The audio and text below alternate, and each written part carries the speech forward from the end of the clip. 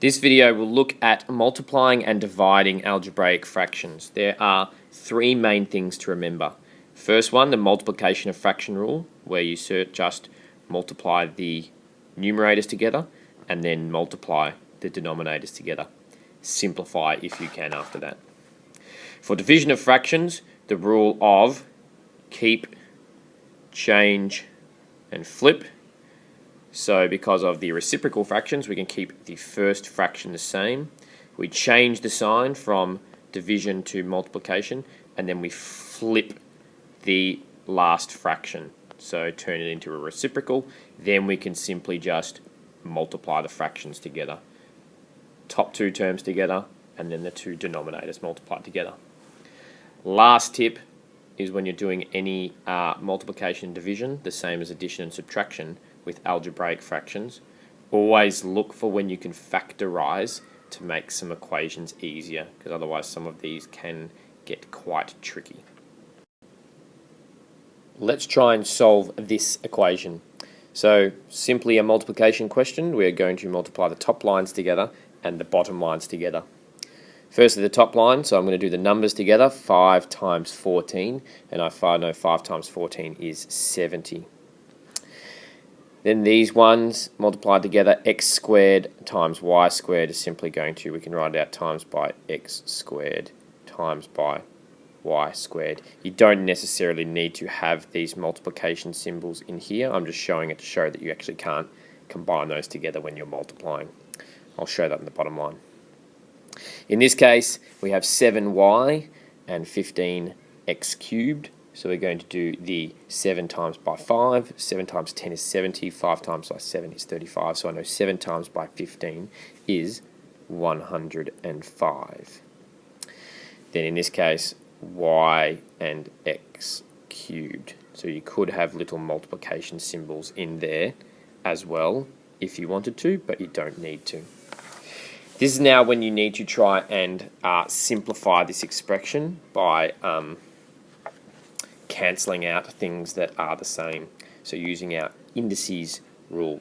In this case, I'm going to cancel out the letters first in this case. So we can cancel out y. Let me think about the y's first. So remember, when we're dividing y squared by y, that's when we are going to subtract the indexes. So in this case, the bottom y is going to cancel out, and we're going to be left with y to the power of 1, which is just 1y. In this case, we are only able to cancel out a couple of the x's. X squared is essentially x times x, and x cubed is essentially x times x times x. So in this case, we're looking at ones that will cancel out, x divided by x, x divided by x. We're going to be left with, you can see, 1x left on the bottom line. So that's actually going to be x to the power of 1, or just 1x. I might now rewrite this term to make it a bit easier. 70, we're left with no x's and just the 1y. Over 105, we were left with none of the y's and one of the x's. Now looking at this, I know that I can divide both of these numbers by a common factor. So depending on if you automatically see it or not, you might be able to. You might not see it straight away. I can see that both of them quite simply can be divided by 5. So I'm going to turn that into divide both by 5. So 70 divided by 5 is 14, 105 divided by 5 is 21. You might now see straight away that they can both be divided by a highest common factor of 7. So divide that by 7 is 2, divide that by 7 is 3, leaving you with 2y over 3x. You can also use another method called the cancellation method, which you can do this a lot quicker sometimes if you understand it. So in this case, you know that when you multiply together, you're just going to multiply the top lines together and the bottom lines together. So that is essentially, it's like joining those two together. So what you can do is actually cross cancel things out when you see them at the top or at the bottom. If I look at this term, there are some things I can cancel out with this term. Same thing with this term now. There are some things I can cancel with this term. So it will save us doing the big multiplication and getting the 70 over 105. In this case, let's look at the blue one for example. 5 and 15, I can reduce those both by dividing them by 5. I'm going to be left with 1/3. And in this case, you'll be able to see straight away that this is where we can cancel out the x's straight away and be left with x to the power of 1. With the green one, same thing. 14 and 7, highest common factor of 7, divide them both by, it leaves us with 2 and 1, and then the y will cancel out, leaving 1y at the top. Now let's see what we are left with. We are left with 1 times 2, and then it's y to the power of 1, over 1 times 3 x to the power of 1. Essentially 1 times something is itself. You can see that I've gotten to that same answer as before a whole lot quicker. In this one you can see that there is a fraction and essentially a 12a, which is a whole number, so we need to turn that into a fraction to help our multiplication. Essentially anything whole, as we've learnt before in multiplication of fractions, we can just put it over 1 and then we can multiply it by the other fraction. Same thing, now we can make this a whole lot easier. You can see that 12a times by 3 is going to be equal to 36a, and it's all over 1 times 8a, which is 8a. You will see, hopefully, that the a's are going to cancel out. A divided by a, something divided by itself is always equal to 1. And in this case, we can then try and simplify these by finding a highest common factor. So 36 and 8, the highest common factor is 4. So I'm going to divide both of these by 4. 36 divided by 4 is 9. 8 divided by 4 is 2. So I'm left with 9 over 2. This problem can look very confronting, but this is where you need to try and factorize expressions to really help your calculations. So in this case, I can see that this term here is a quadratic expression which can be factorized.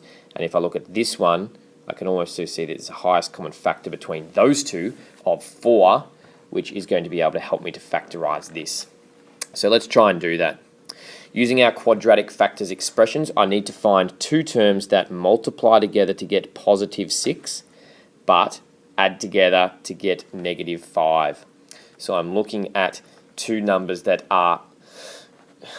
multiply together to get a positive number, are either both positive or both negative. If they add to a negative, they've got to both be negative. So I'm looking at negative 2 and negative 3 multiply together to get 6, or negative 1 or negative 6.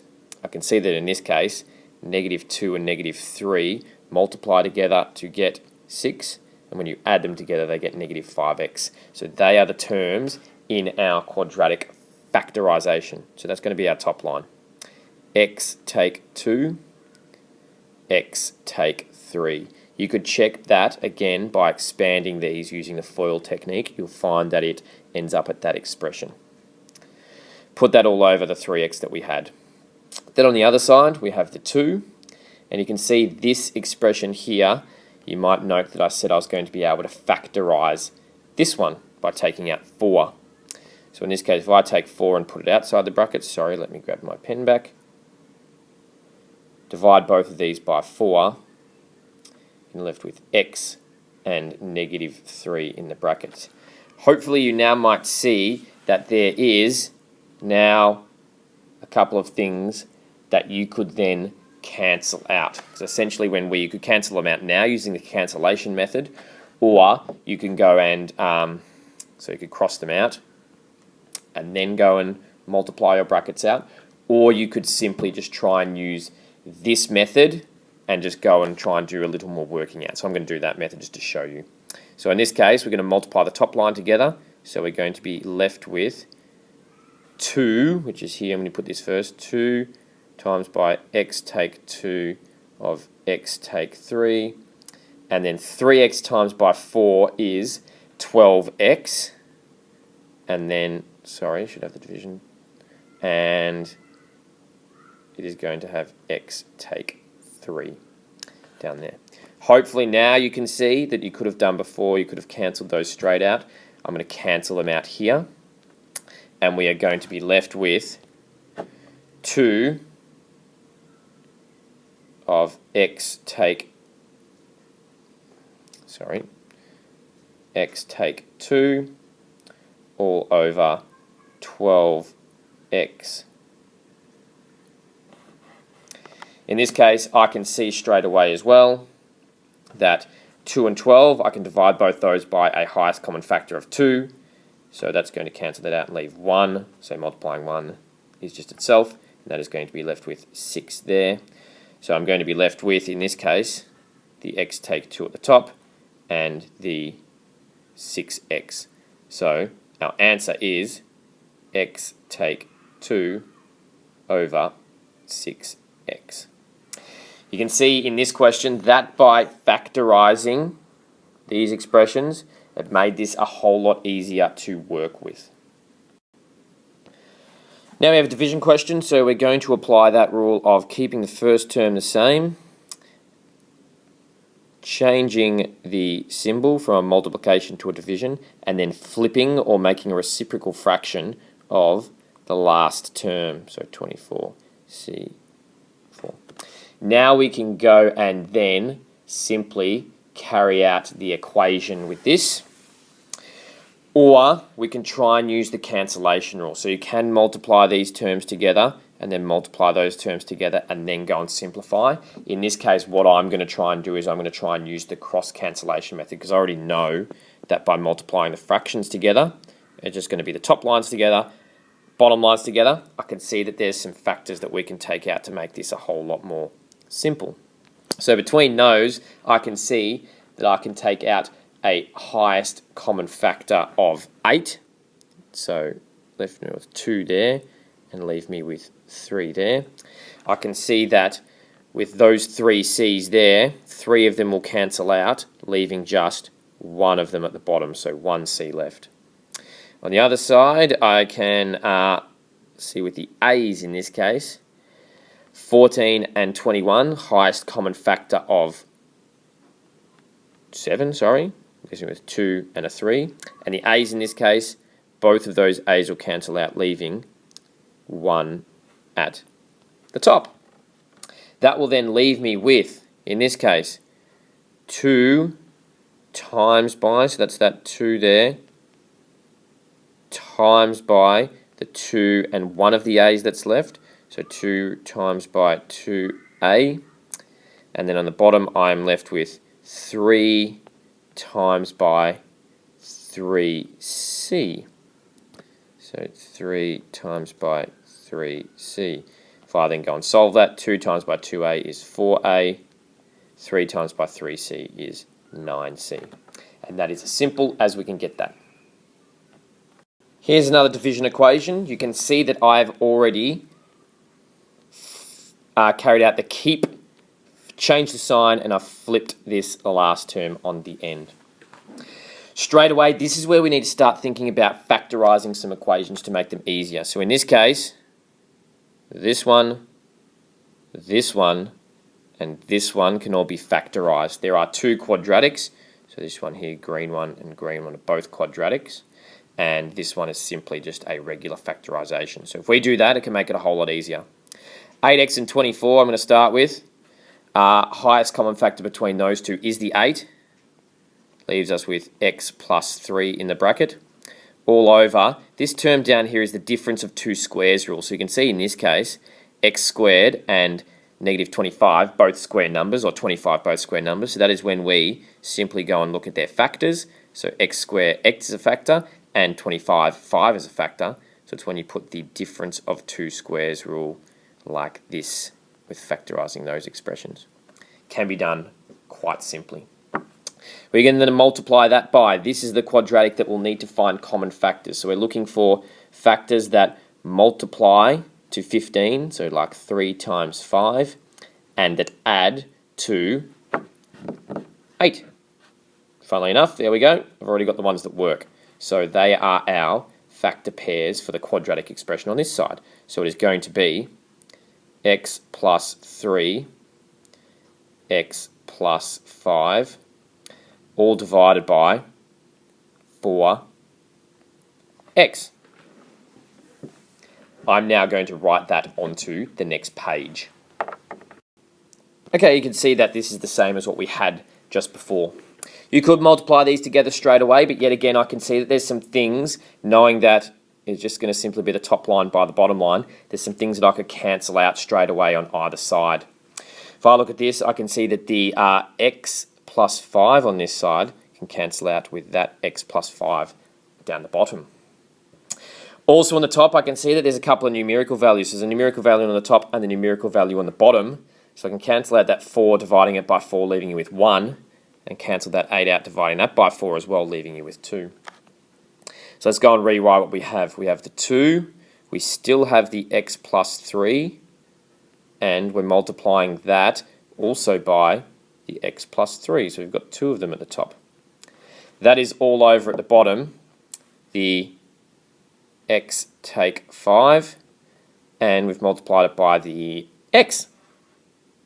The x should actually be at the front of the brackets. You could put it at the end. It doesn't necessarily change anything. In this case, that is the answer. You can actually, we haven't done this before, but you can actually write this a bit more simply. Seeing as they're both x times 3, if it was, for example, x times by x, you would write that as x squared, yeah? So in this case, because it's x plus 3 times by x plus 3, we can actually write that a little more simply as x plus 3 squared. And that is all over x of x take 5. Important point summing up this whole video is really, we know the multiplication and division of fractions rules. We know how to simplify and cancel out terms. We've learnt indices before. One of the main things really to focus on in this is to look for times when we can factorize, like we have done in this question, to try and make expressions easier.